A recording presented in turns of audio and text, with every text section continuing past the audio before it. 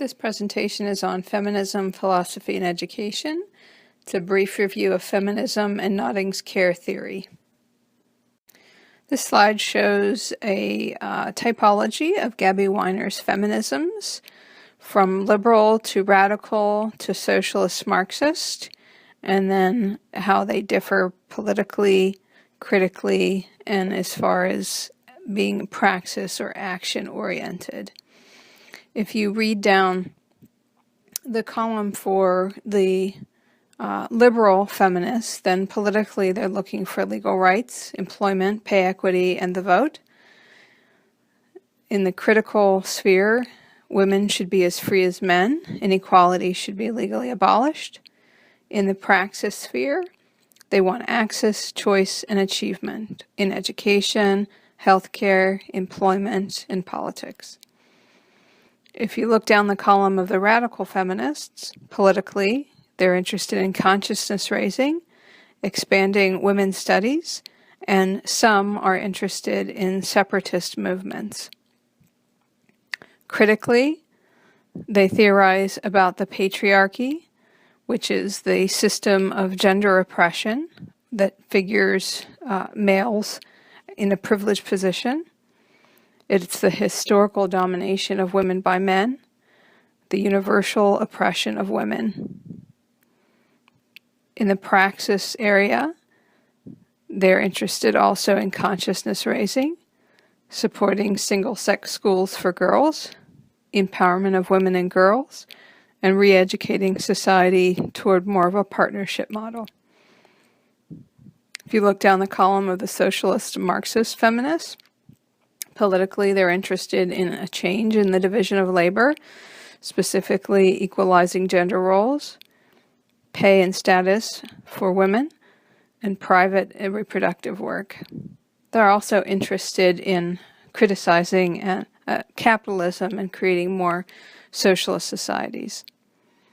Critically, they say that gender and class are drawn together under the oppression of capitalism, so they're anti-capitalist, and their action is around theorizing that schooling is reproductive of sex and class inequalities, which is correspondence theory, and they're also active in teachers' unions. And these three kinds of feminists have been present through all the different waves of feminism, which is continued on the next slide. Looking at the U.S. context, three waves of feminism. The first wave is referred to as the liberal, from the mid-1800s to the mid-1900s, but probably found at the very beginnings of our country. They were seeking access to education, seeking the right to vote, claiming political power, standing up against prohibition, using their moral authority. This movement was led mostly by middle-class white women, but engaged white working-class women as well. Abolitionist speakers and writers include Angelina Grimke and Sarah Moore Grimke, Elizabeth Cady Stanton, and Lucretia Mott. And you can see hyperlinks to the biographies of these women. The second wave, referred to as liberal radical, from the 1960s to the 1990s and beyond, and probably somewhere just after World War II, reaching back even further. The liberal, seeking access to jobs and or pay equality, seeking respect, seeking equal rights under the law, and claiming the right of self-determination.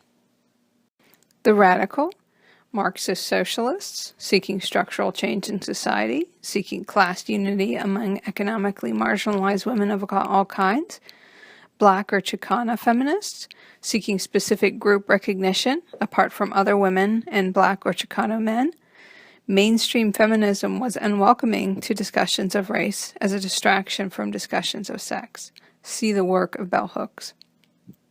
Lesbian feminists, claiming specific group recognition apart from other women and gay men, seeking rights for their group. Psychoanalytic feminists, claiming a feminine psychological perspective. And spiritual feminists, claiming a feminine religious identity.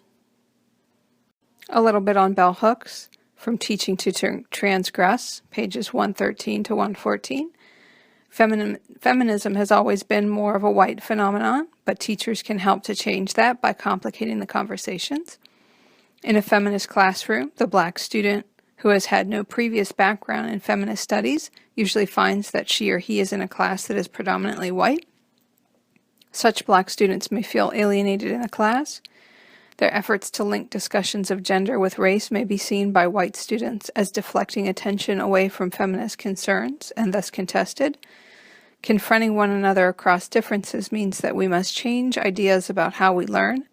Rather than fearing conflict, we have to find ways to use it as a catalyst for new thinking, for growth.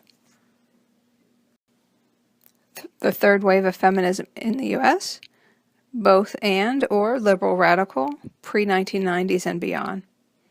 They're interested in local context, partnerships, plurality, difference, shifting selves, identities, liberation of masculinities, and gender equity. Might also be referred to as post-feminist, but not anti-feminist, postmodern, post-structural or neo-Marxist feminist, or eco-feminist. Relational ethics. Relational ethics is a criticism to the virtue ethics of traditional character education, non-universal. For example, care does not require that moral decisions need to be universalized to be justified. This is a criticism of Kant. An ethic of care, developed as a response to the cognitive developmentalists, like Kohlberg, lack of attention to feminine response to moral dilemmas. The founding mothers are Nell Noddings and Carol Gilligan. You can see the reference to Carol Gilligan's book, In a Different Voice, Psychological Theory in Women's Development.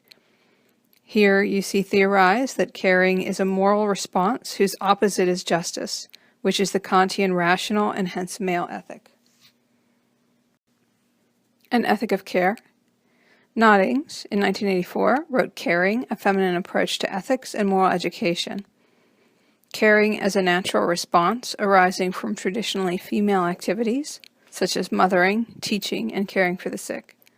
However, Noddings grounds care in women's experiences rather than in their biology. Noddings does, however, offer her own variation on Kant's categorical imperative, always act so as to establish, maintain, or enhance caring relations. Noddings does not attempt to develop a model of moral education that can produce people who will behave virtuously no matter how bad the world around them gets to be. Instead, she recognizes and acknowledges to students the potential for evil that is in all of us and concentrates on the caring relationships as a model of our ethical interdependence and on establishing the conditions that will most likely support moral life.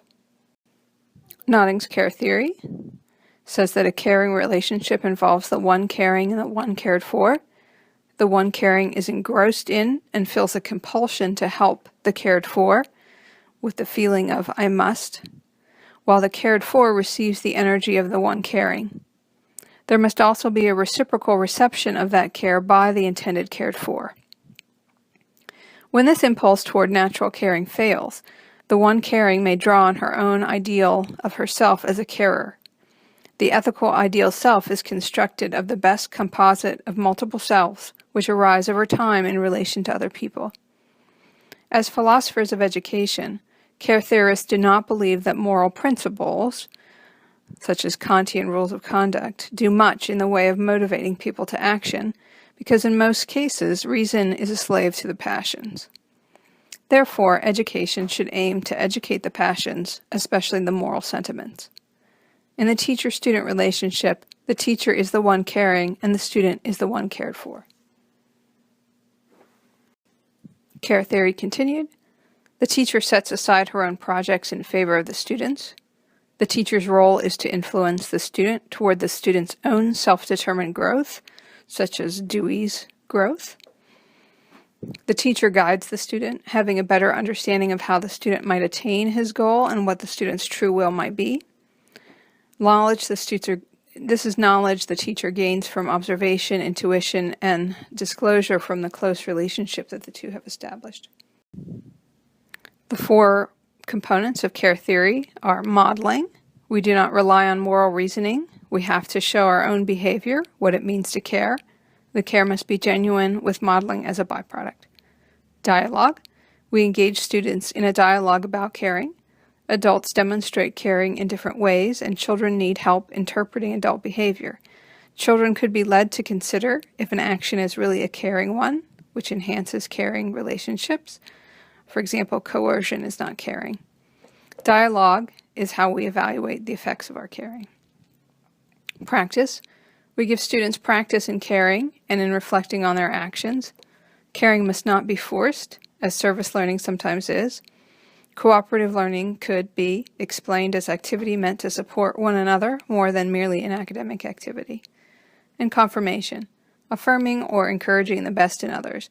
We must know our students well and identify specific individual ideals for them, not high behavioral expectations for all.